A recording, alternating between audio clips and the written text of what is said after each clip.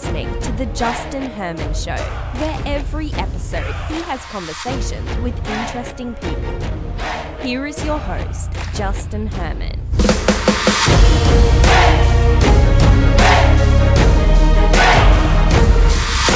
Well, hey everybody, thanks for checking out another episode of the Justin Herman Show. I am him, I am Justin, and this is a really fun episode. I always say that about a lot of episodes. I like this episode a lot.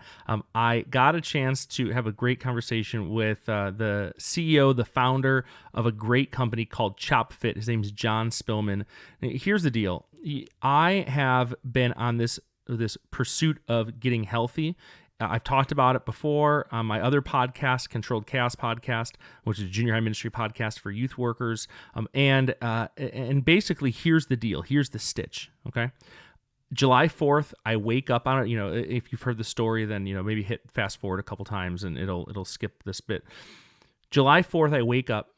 And I've always talked about getting healthy. One of my best friends is two of my best friends. One of them is just born in great shape. He hasn't worked out a day since high school, and he still has a six-pack and huge arms. So, we hate him, obviously.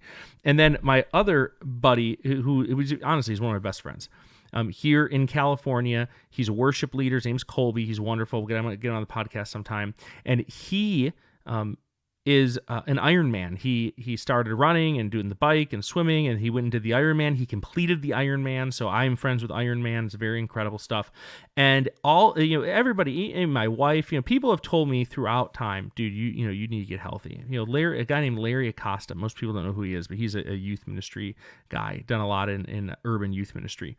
Even he was like, we had burgers one day, and he was like, dude, you should, you're young. Like, you really should take your health more seriously. And by the way, this guy's like 50, and he's just ripped. Okay. So, but I never did it. Want to know why? Because I liked eating scoops of cookie butter. I like eating scoops of Nutella late at night. I like waking up and finding cookie dough, raw cookie dough, and being like, why not?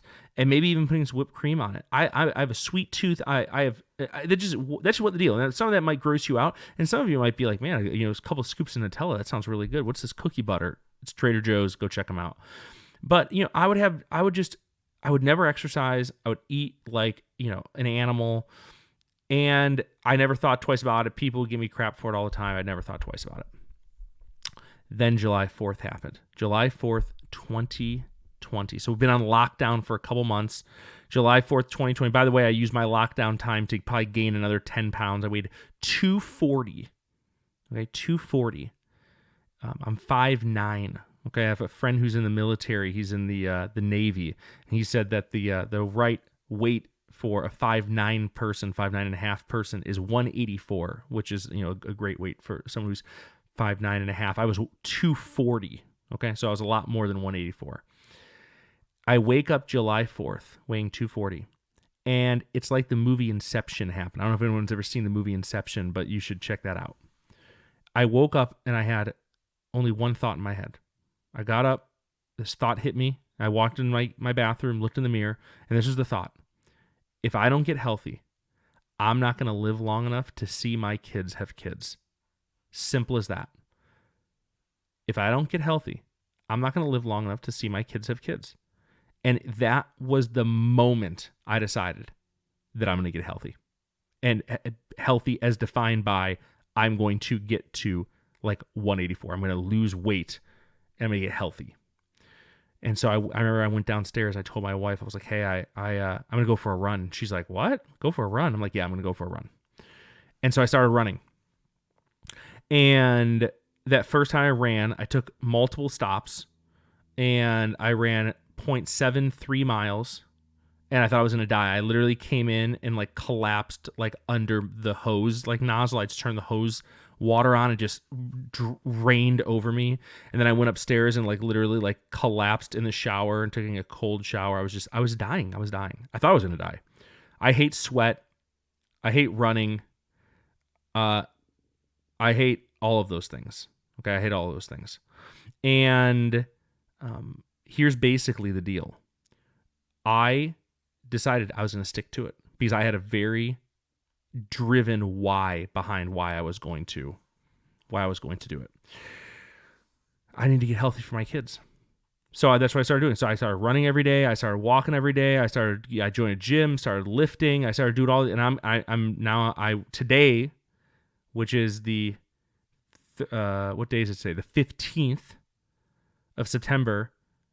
Keep in mind, I started this July 4th. 15th of September, I weighed 205 today. Okay, so I'm feeling good.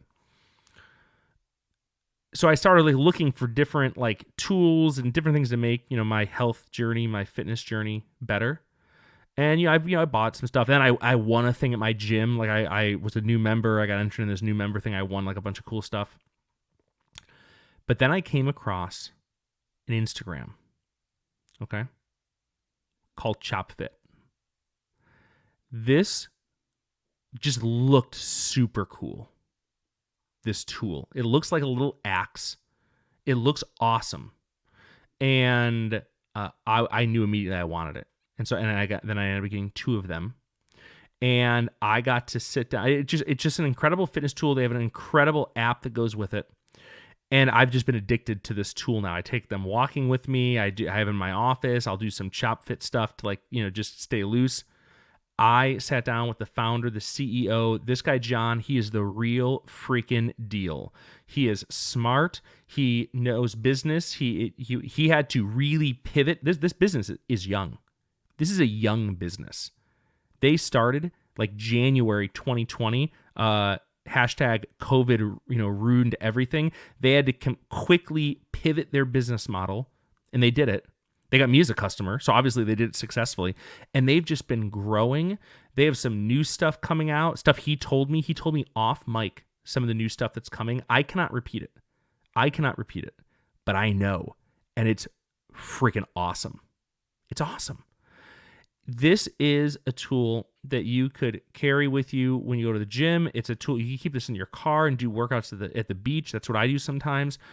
I'm telling you, ChopFit, it is, if you're looking for home fitness stuff, like this is a thing. And I'm telling you, they're not paying me money to say this. Like everybody knows, like I'm not making money because I'm saying, oh, go get a ChopFit. There's no, I'm going to put a link to the show notes to the website. It's not like some like affiliate link where I get money kicked back to me.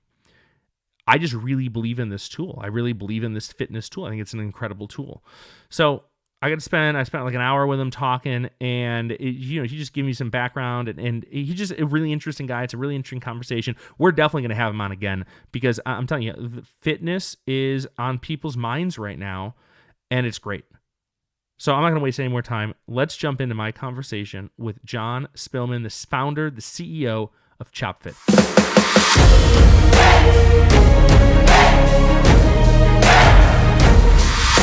Well, hey everyone, welcome to the show here with Jon Spillman. He is the founder, CEO of ChopFit. He's the first CEO that I've had on the show. A lot of people, doing different things and leadership stuff, or in different spaces. This is the first guy that's really built something from scratch. And I'm so excited to talk to him because I am a customer. I am an owner of 2 ChopFits myself. Jon, welcome, man. Welcome. Thanks for being here. Yeah, thanks for having me. I'm excited to talk with you and have the conversation. Yeah, really appreciate the invitation to be a part of the show. Well, I forget how I stumbled upon ChopFit, but I'm searching around stuff like a lot of people, trying to figure out home fitness. And I stumbled upon it and I loved it because it just looked, first of all, it just looked cool. The exercise they were doing looked like I could do them. And it also looks fun because I like chopping stuff. Like whenever I have an axe in my hand, I feel more like a man. So I immediately got some.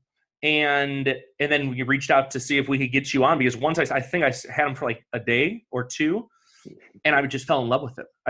So awesome. Get us started here.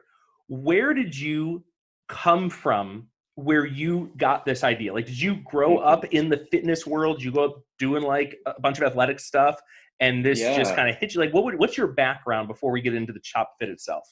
Yeah, so it was really the intersection of my personal life and professional career that kind of led me to ChopFit ultimately. Personally, from a background standpoint, I do have a fitness background, a sports athletic background. I was a collegiate athlete. I threw the shot put on a scholarship at Georgia Tech. Nice.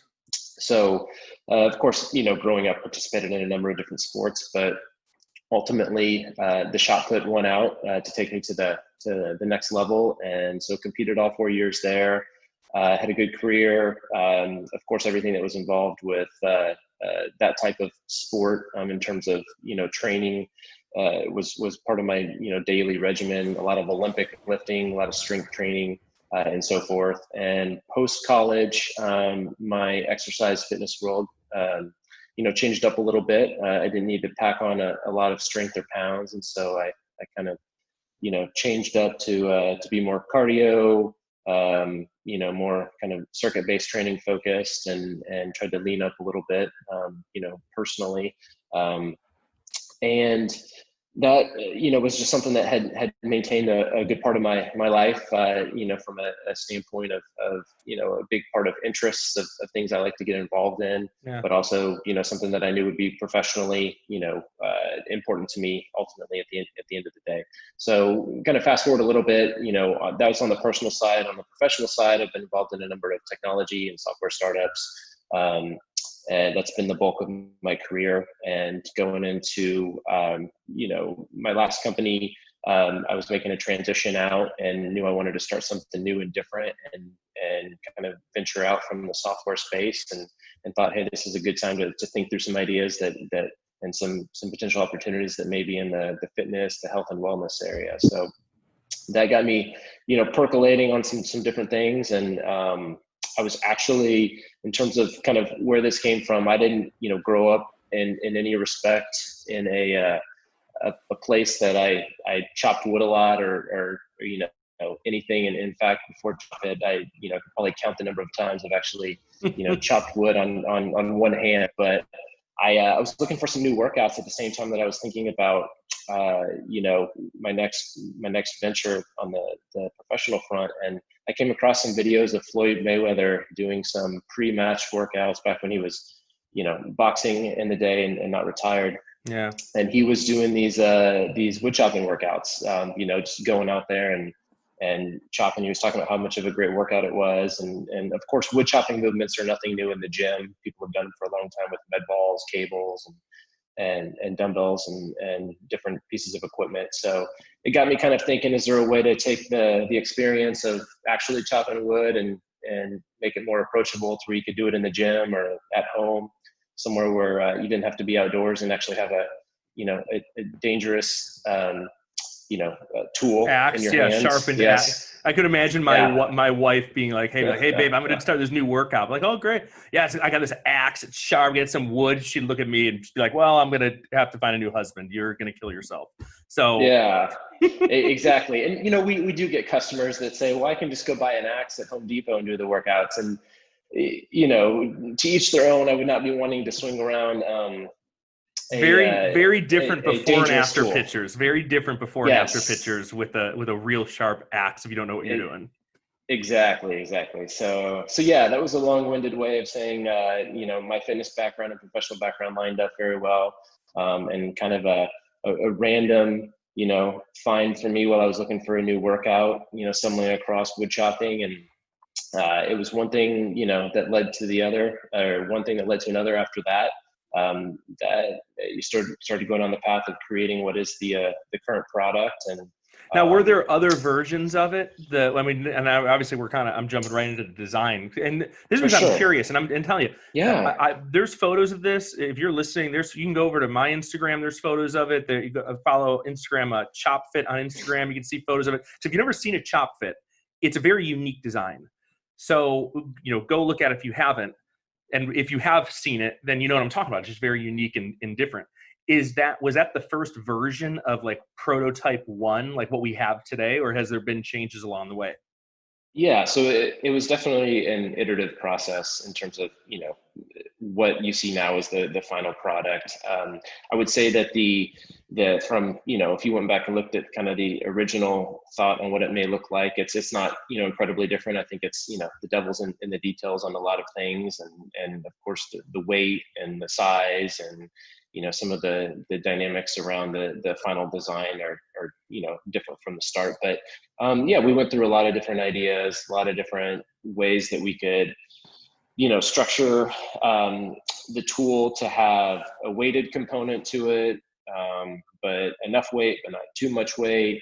That was probably the biggest part that we had to do a ton of testing on. Coming from a world being in the software space where when you want to make a change, you can, kind of instantly make it and get feedback. It was definitely a test of patience for me, just because when you're dealing with, a physical product, one that you have to manufacture, it takes time, to build and test and prototype and everything. So how long's ChopFit been around? So we launched publicly right at the beginning of this year. So in January 2020. So we're good timing. Yeah. Right. But the sure. ramp up for that it was in the works for years. Sure. Forever, how long? But then January was the big launch. So at the very beginning, if being involved in startups, I'm sure there had to have been some people who were like, "Oh, John, this is great. Like, let's invest. I'm in. This sounds awesome." There's probably other people who were like, "John, I don't know, the fitness industry, very competitive. Do you really think you can kind of carve it out? Maybe you shouldn't." Like, were there detractors who were like, "Oh, I don't know, John, maybe you shouldn't," that you had to deal with, as you were kind of executing your vision? For sure.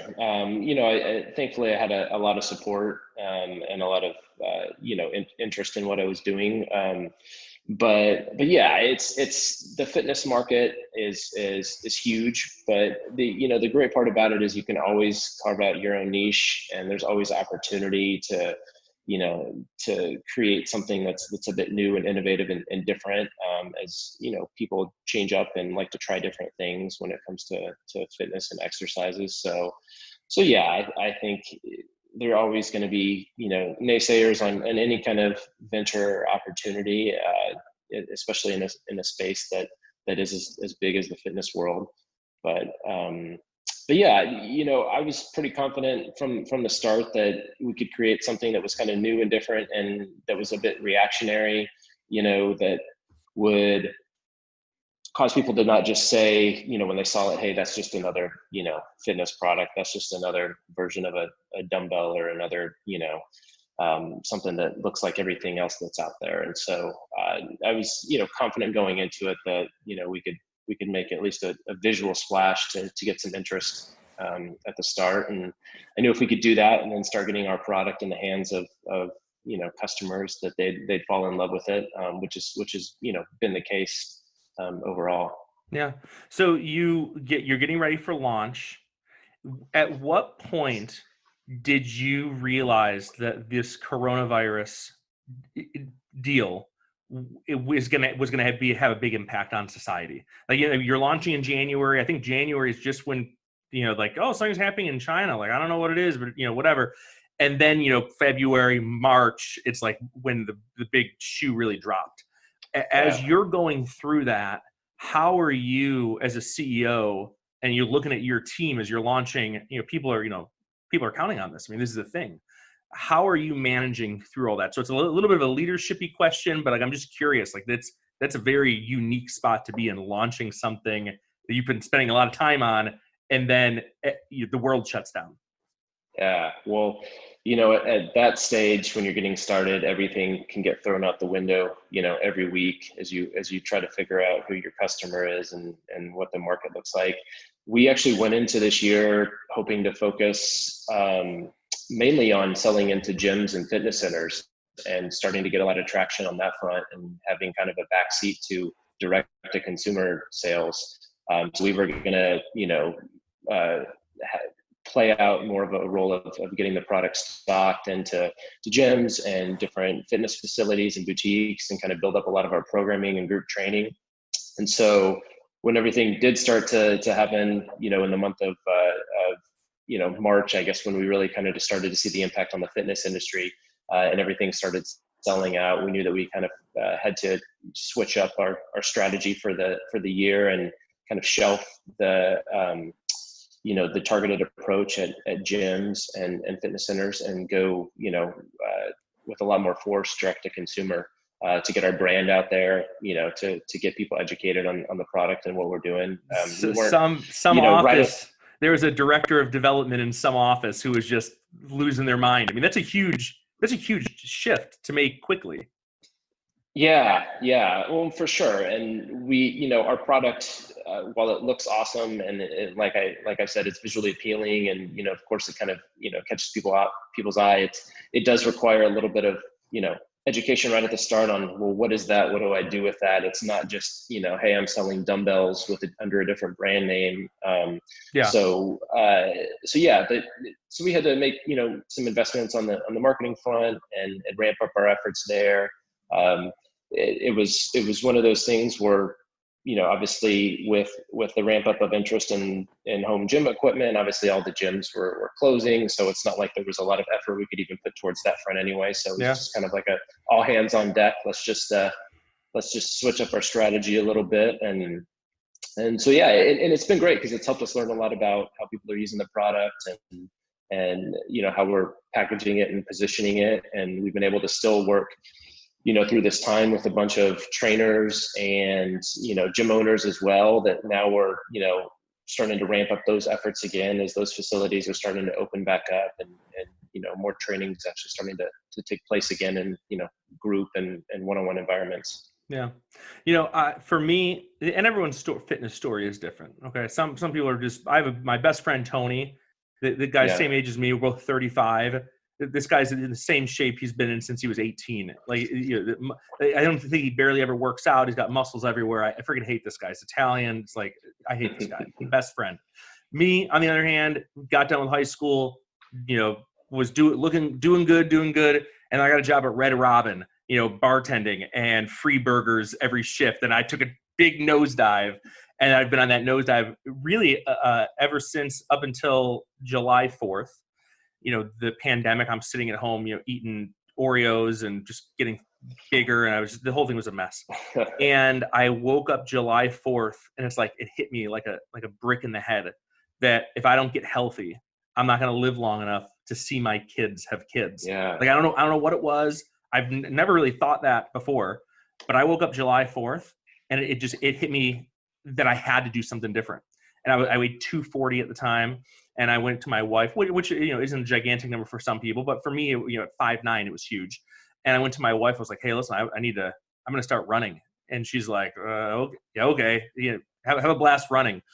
But every day since then, I've been after it every single day. Now I'm down to 209, and I feel awesome. better, more energy, heading in the right direction. Yeah. But you're right, all the gyms were closed. So then I had to kind of figure out, okay, other than running, which, by the way, I hate doing. I hate running so much. I had to figure out what I was going to do. And, I'm watching some videos, and I get some stuff at Dick's Sporting Goods, whatever. But when I came across ChopFit, I was like, this looks awesome. And these are things I can do in my office. Like, this is simple stuff. It really is giving the rise to the home gym where it didn't before. You speak to that a little bit. Like, what are you seeing? Like, what is this going to last? All the big gyms that are closed. There's a lot of gyms in the country that are still closed. California, it's like you can't be in a gym. Yeah. Like, they'll shoot you on site. Like, it's a big deal. So what does this mean for the industry, for home gyms, for the consumer like me who wants to figure it out? Like, what are you seeing, and what do you think the future looks like?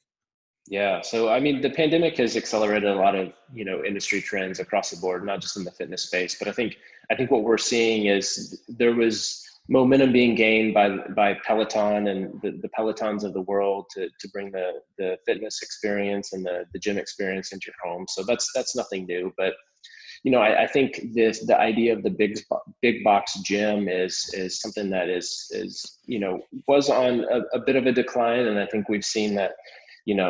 Obviously a number of them have gone out of business, and I think they'll be rethinking exactly what their model looks like, as they do start to really open back up.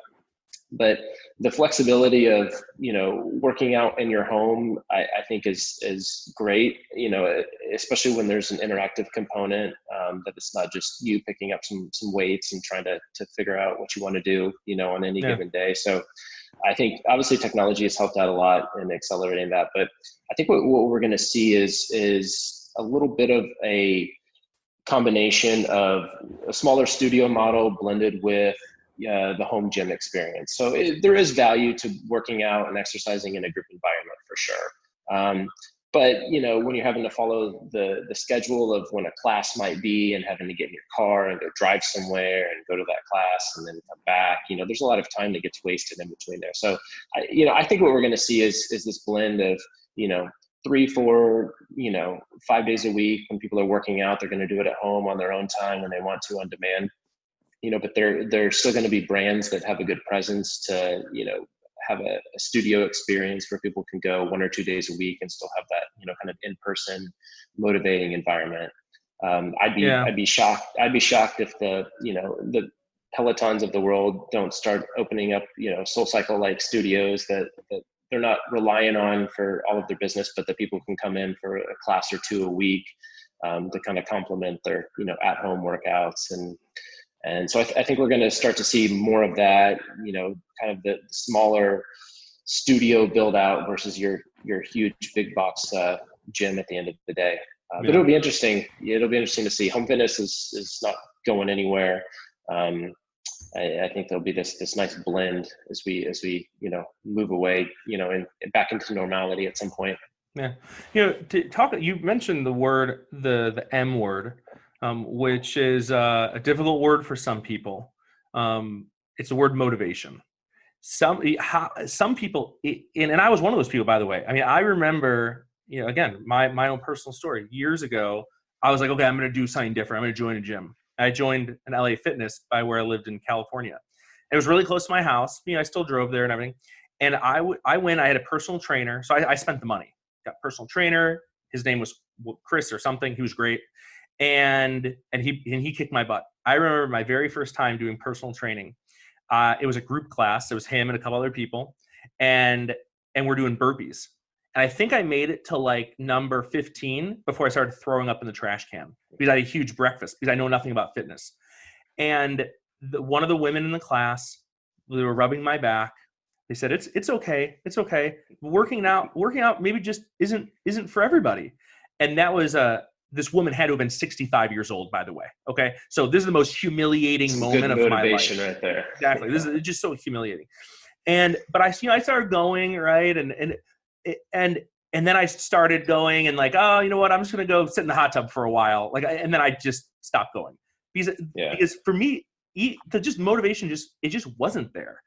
But then this whole thing with, I wake up and I feel like, man, if I don't get healthy, my kids I'm not going to know my grandkids. Like I need to make a change. And literally I've made drastic changes to everything. So for the person out there listening, who's like, man, I feel like I'm somewhere in that category. Like I feel like I should, but I don't really have that motivation. It's so easy for me to make excuses. Like, what do you say to people to keep them motivated in the journey, the path of fitness?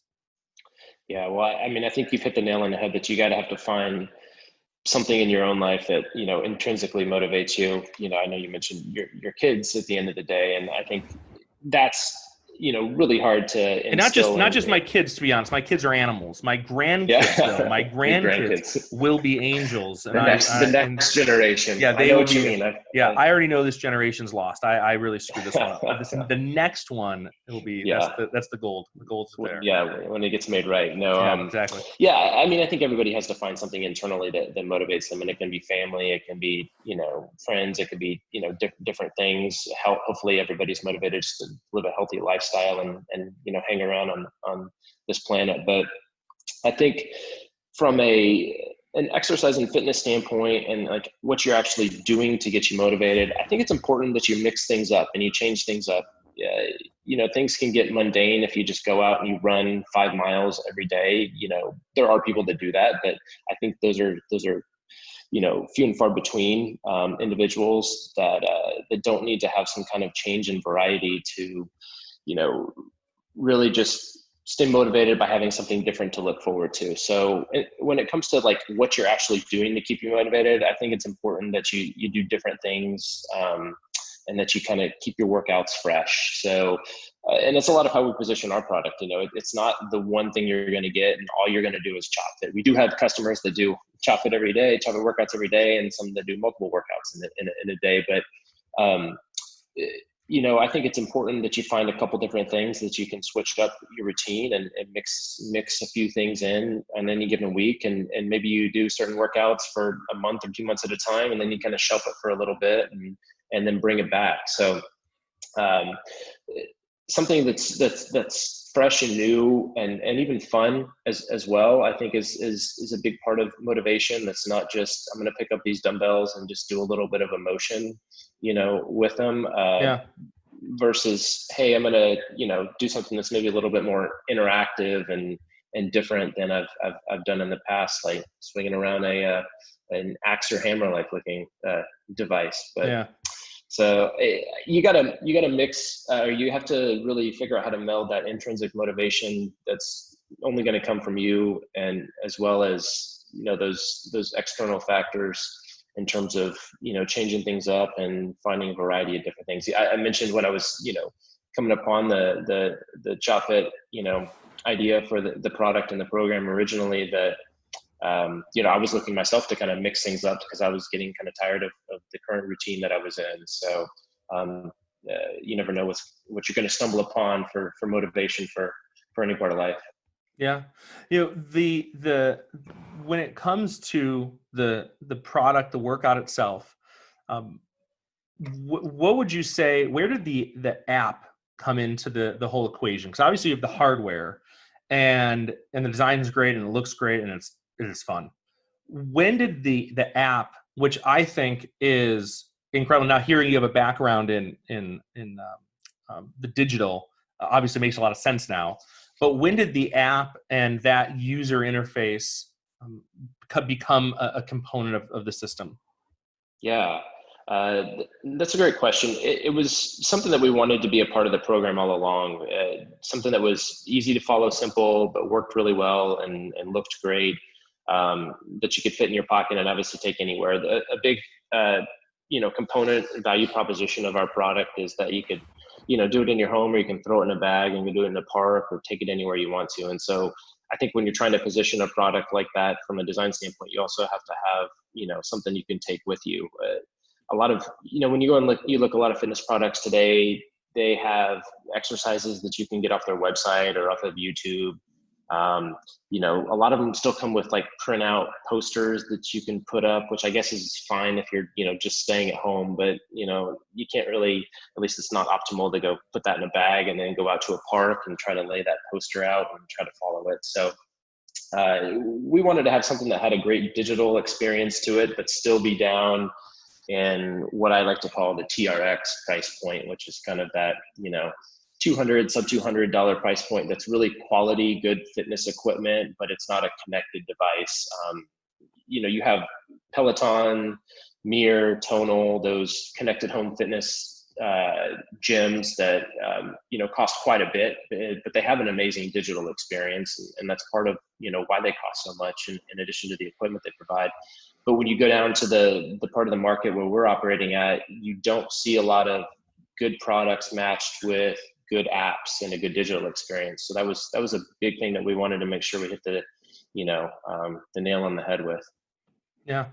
I use it and it's super easy. I love it. It's fun. I got to set up my office. I just go after it and I really enjoy it. What's when you talk about overall fitness structure, when someone's defining what their goals are, how does someone bring ChopFit into accomplishing, whatever, say it's weight loss, or because you spoke about do a couple different things. Like it's not just doing one thing all the time. So what is like a good overall strategy for health and fitness if you want the ChopFit to be a big part of that? Yeah, when you're looking at, I think a general strategy, obviously there are different individuals that have different goals, depending on what they're looking to accomplish. But I think it's good to have a blend of cardio and strength and mobility at the end of the day. You want to obviously, keep your endurance up and do different exercises that keep your heart rate up just for general health purposes. Strength training is important as well. You want to keep, your muscles strong so that they protect your joints, and so that you can, as you age and get older, that you keep muscles on your body that'll help you in every part of life. And then, kind of coupled with that too is mobility. I think if we continue to keep our joints in different parts of our body, as mobile as possible, it's again helpful in everyday life activities, and those three kind of areas blend into this whole space of functional fitness as well, which is kind of taken, fitness movements and activities, into the everyday movements that you do. And so it's not just, picking up a dumbbell and doing curls. It's, hey, I've got to pick my kids up. And so I need to make sure that I've got, proper strength in my shoulders and my core and, my lower back and all of those areas, because picking up a child that's, squirming around everywhere is not the same as just picking up a dumbbell that's sitting there not doing anything. Yeah. So I think you have to balance those things, and as part of what we tried to do with our program. We most of our workouts have a cardio endurance type component to it, where the exercises have you bounding or jumping in one way or another, and depending on how many reps you're doing, there's an endurance component to parts of the workout, and there's also strength training as well, with a lot of the different movements. Pretty much every movement we have touches your obliques and your abdominal region in one way or another, just because naturally the swinging movement does that.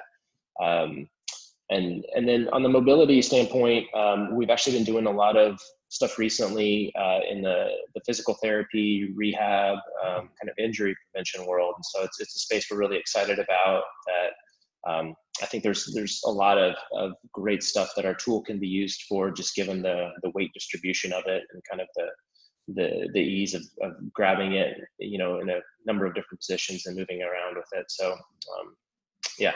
Now, do you think was that always kind of part of the plan, or is that a COVID pivot of, well, hey, let's pivot, figure out what other, parts of the industry we could see ChopFit being used in? It wasn't originally part of the plan. Originally we wanted to blend cardio and strength training, but and it wasn't really even a COVID pivot, although, it came from some customers that are physical therapists that discovered our product, and one thing has led to another, and we started to get some really good traction there. So you could probably argue that maybe they wouldn't have found out about us without COVID going on, because a lot of the rehab facilities and physical therapy places have continued to stay open through this, just because of the type of facilities they are. So but yeah, no, it's been interesting, and it's the great part about having a new business and selling direct to consumers. At the end of the day, you get so many different customers that have different backgrounds that lead you down one path that you never knew may exist, and it helps you tweak and massage your business model and what you're focused on at the end of the day. So that's the exciting part, or one of the exciting parts about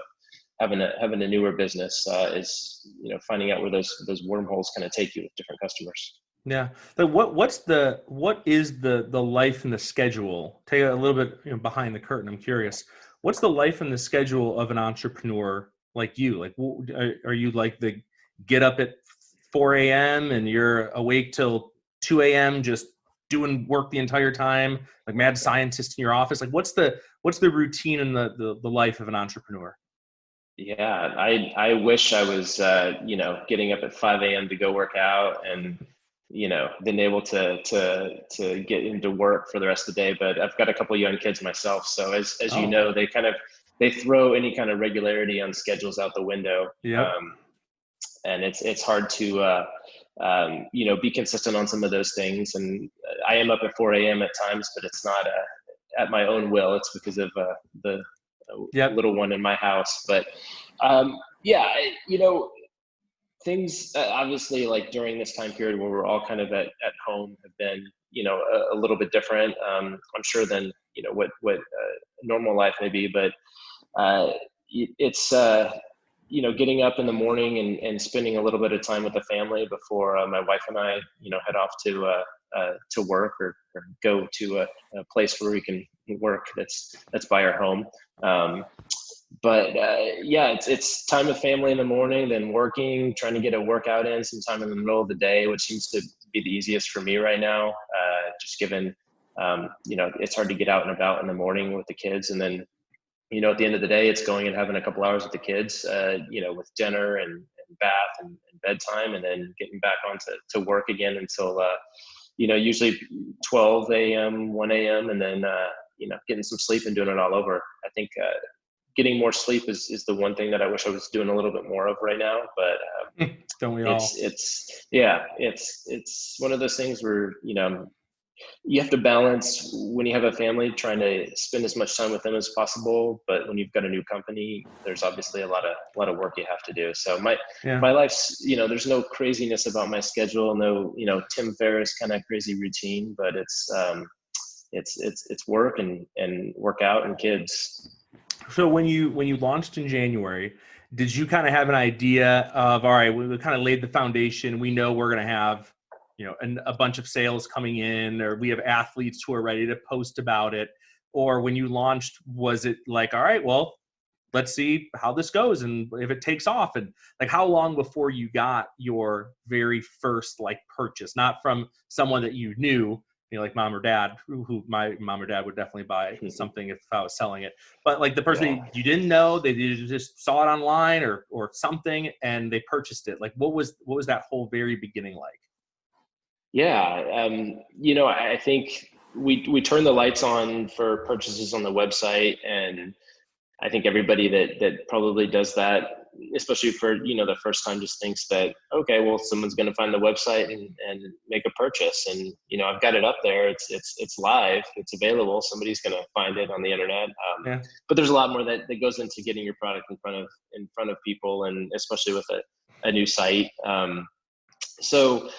Like I mentioned, right when we got started, we weren't even, focused on driving, people to the website right at the start. You're right. We were cold calling, dialing, trying to get in touch with as many gyms through our networks as possible, and trying to see what we could do to get, our product in front of gym owners and individuals that may run, some small group training and personal trainers and so forth. So it was more so, a B2B, I guess you could say, playbook and on getting started on a lot of outreach and getting the product out there. Going into this, our approach was obviously we want to sell a lot, but we also want to just get our product out there. We want to get it in gyms. We want to get in people's hands. We want people to test it out, to know what ChopFit is, to experience it. I mentioned it earlier, but our product has a visual appeal to it, which is cool. But, I personally think, and from what we've seen from customers, when they get it in their hands, it's an even, more positive response. It's wow, this is a pretty cool product. And so we knew that there'd be a good wow factor when people, pulled it out of the box and opened it up and had it in their hands. So it was important to us right at the start to get it to everybody. I can't even remember exactly when the first sale from somebody we didn't know came in, but it was kind of like back of the mind for the approach we had right at the start. Yeah. Well, I mean, so that approach at the start, you mentioned cold calling. I love a good cold call. I might cold call someone when we get done with this, just to talk to them. So you cold call someone, they have no idea what it is.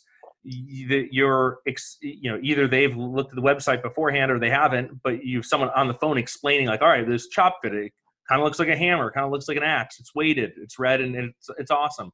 There had to have been some people who were like, what are you talking? Like, I don't get it. What are you talking about? Like, how did you explain it to someone, especially at a gym, who, they have kettlebells everywhere and weights and just all the traditional stuff you think of maybe when you think of a gym, and you want to get your product in their gym?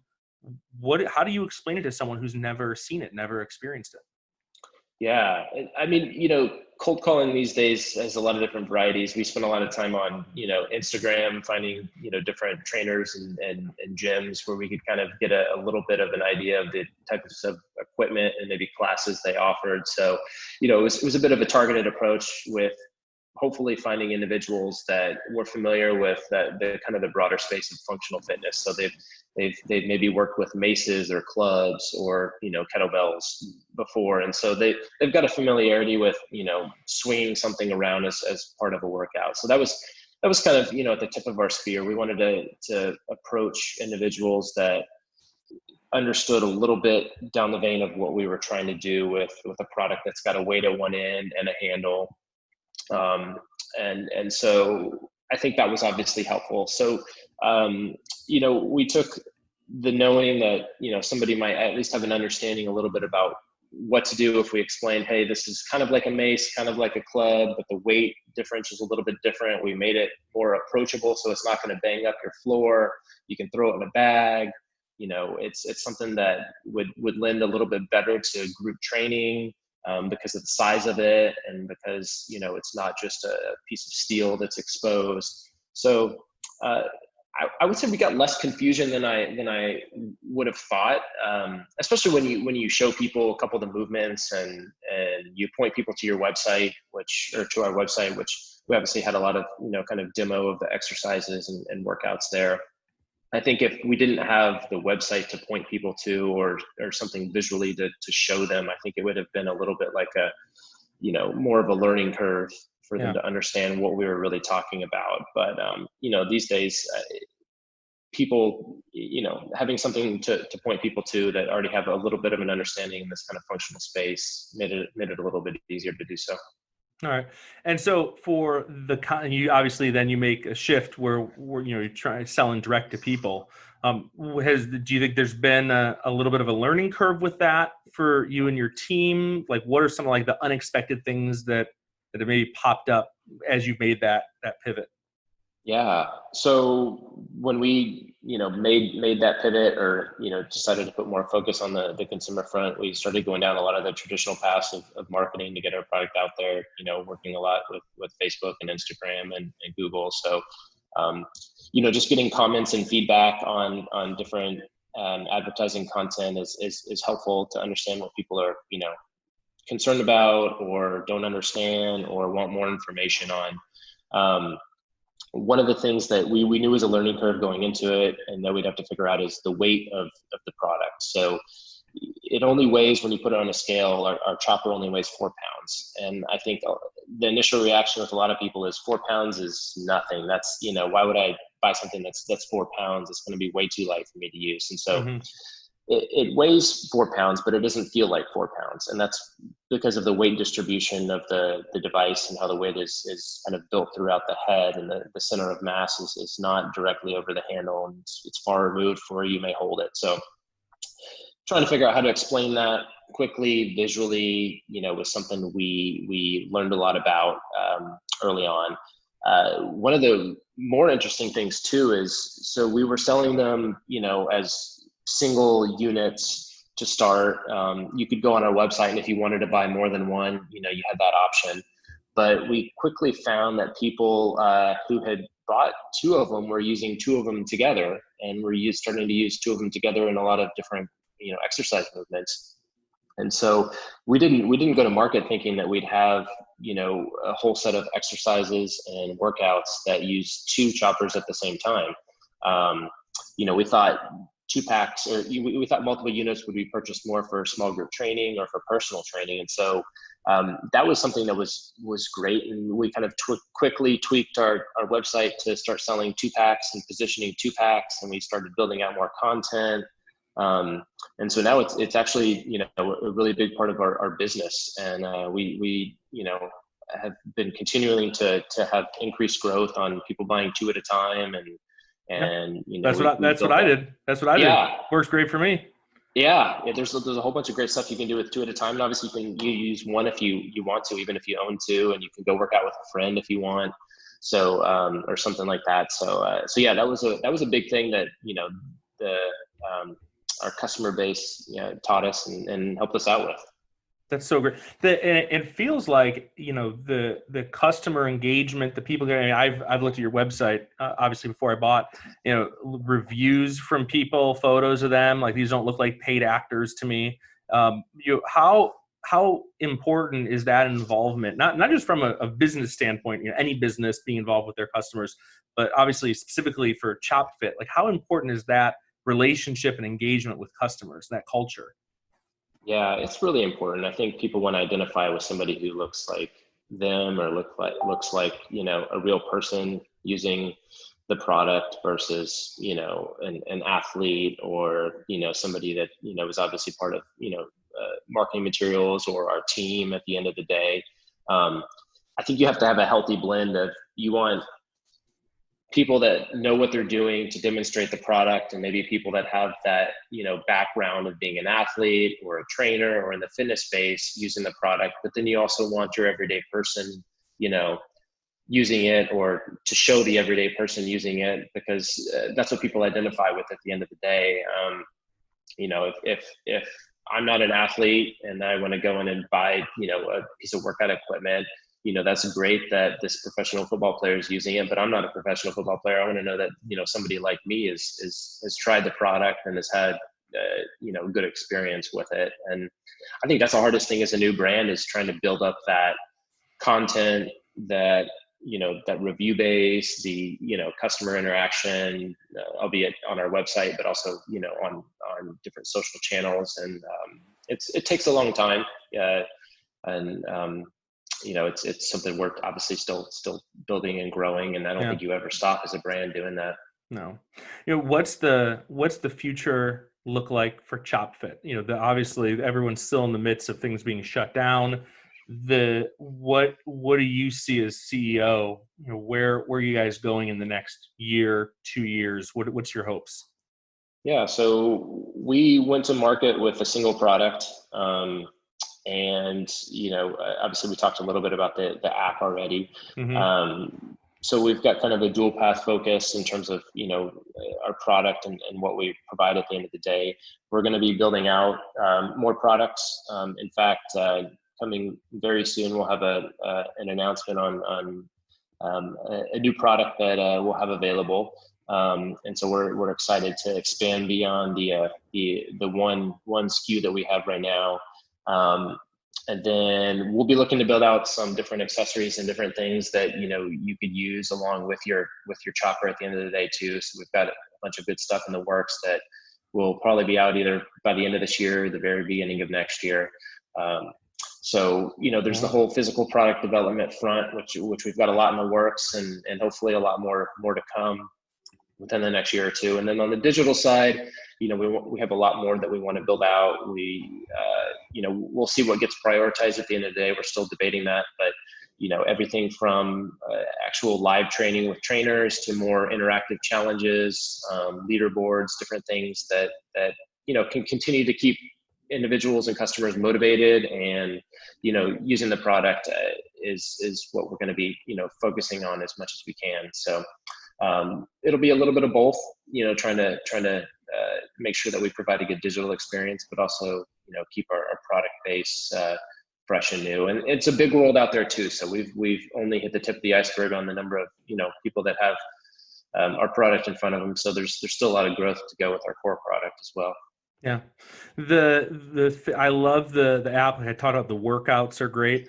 Do you think you'll do, like these live interactive classes? Do you think that is going to be something that's on the radar for you? Yeah, for sure. We're going to start ramping up in terms of, official, I guess, ChopFit coaches and trainers. We're going to start the efforts to ramp that up this fall. And so that's kind of step one on getting some more individuals that are kind of officially representing the brand that can then lead that kind of live training.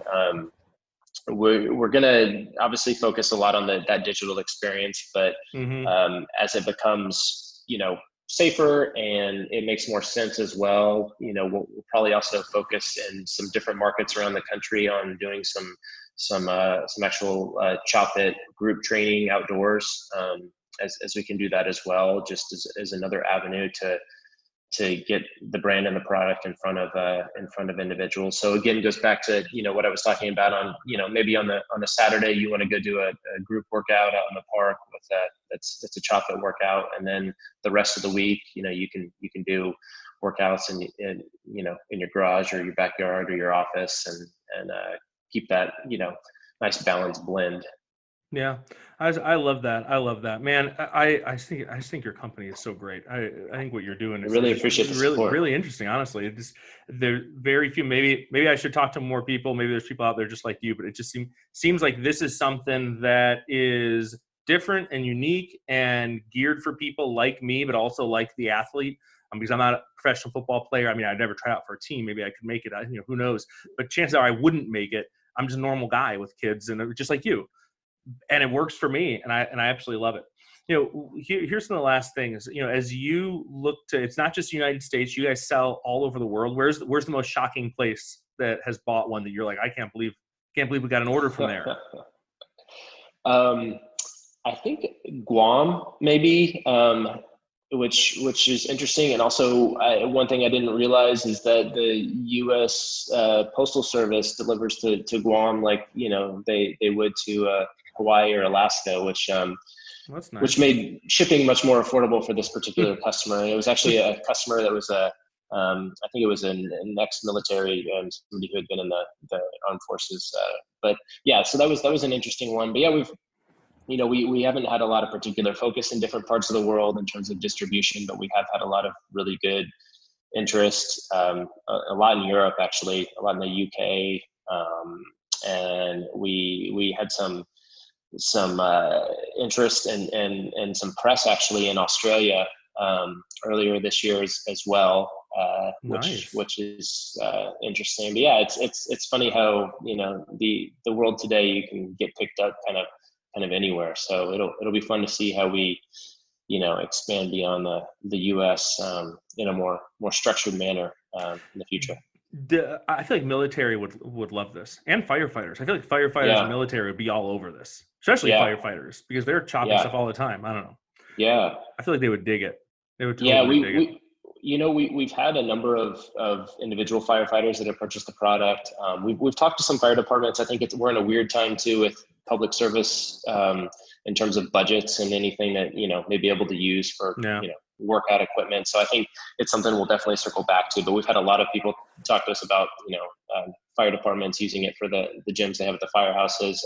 We have sold some units into some different military bases to use for their mission essential fitness training.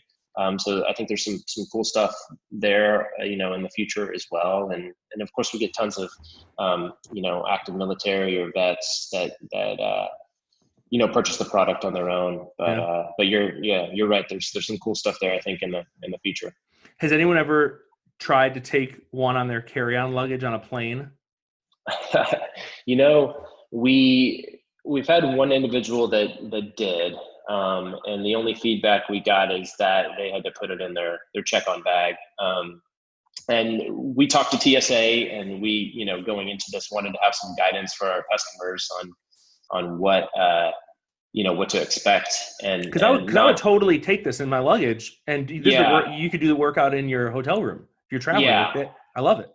Yeah. And so I think it's one of those things where, as anybody who's been to different airports, you're not going to get the same TSA experience at any given airport. So it kind of depends, in terms of actually taking it in your carry-on luggage.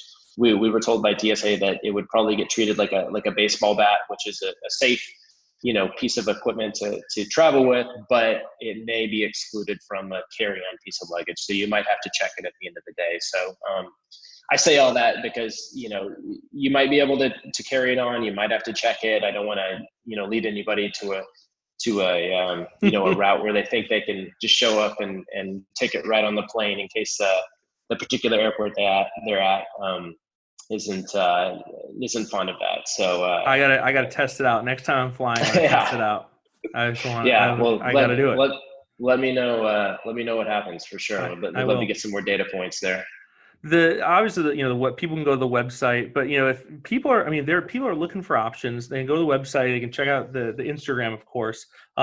What other advice would you have for the person out there who they're listening and they're like, what, I'm kind of in Justin's category. I'm looking in the mirror. I got to make some changes. I want to get started. This is my first step to doing it. What would you say? Yeah, in terms of actually trying out ChopFit, or just in terms of like getting started on fitness in general? For a little bit of both, because I'm telling you, I got the ChopFit. I mean, everyone listening, I don't make crap up. Everyone who listening knows that. I've been using it. I've never been like, oh my gosh, this product is like the thing. There's probably authors I've had on like Jocko or and Jack Carr, and be like, their books are amazing. Go buy their book. But a product like this, it's different. It's like it's fitness thing's different than a leadership book or a thriller. but I'm telling you, I've been using it. People, you need to go check this out and buy it for yourself. So take it from me, normal, average America guy. This is a really great, useful tool that I mean, I'm looking at my 2 of them right now in my office. So yeah, definitely the ChopFit route. If you know, you're just some guy, you buy the ChopFit, like, should I download the app? Should I start to wear it? And for the person who, there's not sure that they're on a budget, things are really tight. There's a lot of people out of work. They don't know, like they're trying to figure out their next deal. What could be the steps that they could take if they're just not ready to buy a ChopFit right now? So yeah, a little bit of both. Yeah. I mean, I would say in general, there are a ton of options out there for sure on the fitness front. And there's a lot of stuff that's free, and I think that's great, especially anybody who's on a budget, and we're in some difficult times right now. So I think if you really are in need of just getting the flywheel going and getting started, you can walk outside and start going for a walk, and maybe picking up to jog, and just getting some movement and some fresh air, I think is part of step one. But when you're looking at different things to try, there's a lot of noise out there for sure, and there's been an increasing amount of noise with workouts you can do at home and different apps you can use and follow and so forth. And some of those things are on the more affordable end, and some of those things are on the very expensive end. So I think as a consumer, it's hard to know what to try. I personally would not try any kind of program or brand that doesn't offer, any kind of, free return or, guarantee to be able to return the product for free over a certain amount of time. Because when you offer that as a company, you believe in what you're providing, and you believe that a customer is going to buy the product and fall in love with it and not want to return it, not want to send it back. So, and we offer a 30-day, no questions asked, free return policy. So when you're looking at different options out there, just my bit of advice as a consumer, always make sure you have that option, so that you have the ability to send something back if it's not for you. And not every product is for everybody at the end of the day. So so that's kind of on the general stance. With ChopFit, like I just said, we've got a 30-day no questions asked, send the product back if it's not for you policy. But we believe in the product that they're selling and the program we provide. Our app is completely free to download as well. It comes with, the purchase of the product. You can even go download it, right now, if anybody's just kind of interested to kind of explore the workouts and the challenges we have a little bit more. There's no barriers to go check out the app before you would actually make a purchase. So there's no reason, really at the end of the day, not to give us a try. There's no risk on the consumer end, and you can give the product a try, buy a single or a 2-pack, and if it's not for you, send it on back, and we wish you the best. And it's to each their own on what makes the most sense for them. But we've tried to make it really easy to get started as well, kind of a frictionless, onboarding process as much as possible. As I'm sure you've experienced, when you get one of our choppers, you just go and you download the app, or you can go through some kind of start guide onboarding that we have on our website. And you can watch some videos for some high level instruction on the different exercises and using the product, and then dive right into some of the workouts and exercises themselves. Yeah. Here's the last thing, talking just specifically about the brand. The ChopFit, the brand, describe that to us. Like, what's the personality of the brand? What's the desire? What's the some of the values of it, or different, definers of it? How would you explain the brand to someone, not just in the product, but in who you want you to be as a company? Yeah. So I think there's that balance of tough but approachable. And it kind of goes back to what we wanted to create in a product. So our product, if I were to describe it at the end of the day, it's very durable. It's a tough product. It's built very well, but it's also built with approachable materials. It's got a very hard rubber coating on, and kind of a reinforced plastic that's built into part of the handle. And so it's much more approachable to, drop on the floor or put in your bag, and, then a kettlebell might be at the end of the day. So it's that balance of something that is inviting to look at and to touch, but is also still tough. And so we try to take that into kind of what we want to be as a brand. And we try to keep a lot of our messaging that's, kind of like tough, and like it's a program that's going to be, it's going to work you out hard, and it's not going to be easy. But at the end of the day, it's something that any person can pick up and give a try to. It's something that, the person who hasn't worked out in a long time could pick up and get started with, or the professional athlete, who works out all the time can figure out how to work it into their routine. So those are two of our biggest, I would say, from a messaging standpoint, and also kind of what we want to be as a brand, that I would peg us to right now. Those things evolve over time, but that's where we're at. I love that. All right, here's the very last one that we're going to go.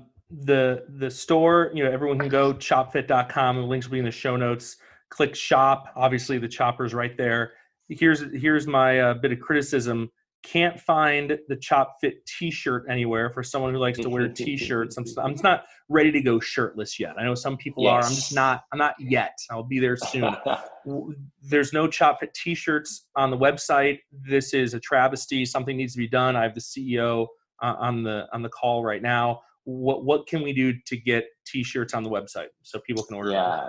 Well, I will say that very soon there will be t-shirts on the website. So this is great news. This is breaking news. Yes, breaking news. We will have t-shirts, possibly a hat, maybe a couple of other pieces of gear. So that will change soon. Probably not too long after this is live. But yeah, we've had a lot of requests.